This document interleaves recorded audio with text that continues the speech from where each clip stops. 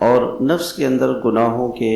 تقاضے ابھرتے رہتے ہیں۔ جب آدمی نفس کے تقاضوں پہ چلتا رہتا ہے تو یہ اللہ سے دور ہو جاتا ہے۔ جتنا انسان اپنے نفس کے تقاضوں پہ چلے گا یہ اللہ سے دور ہوگا، کیونکہ نفس گناہوں کی خواہش پیدا کرتا ہے، دشمن ہے انسان کا۔ دشمن تو انسان کو کبھی فائدے کی چیز نہیں بتاتا، وہ تو نقصانے کی چیز بتاتا ہے۔ اس لیے اللہ تعالیٰ نے فرمایا کہ جنت تک پہنچنے کا جو راستہ ہے وہ کیا ہے کہ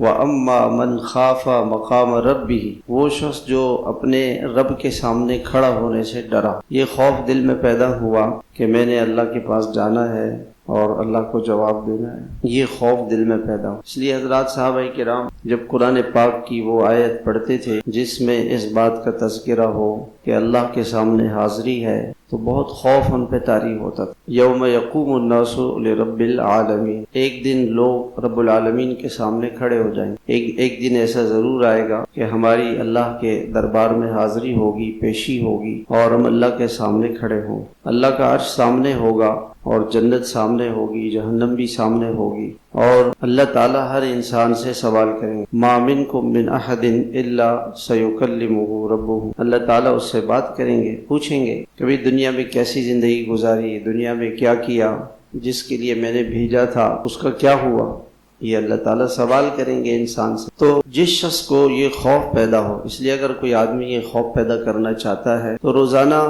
رات کو عشاء کے بعد، عشاء کی نماز کے بعد، کیونکہ گھر چلا جائے گا تو پھر غافل ہو جائے گا، تو عشاء کی نماز کے بعد یہ بیٹھ کر سوچے کہ جس دن میں اللہ کے سامنے کھڑا ہوں گا تو میری کیا حالت ہوگی۔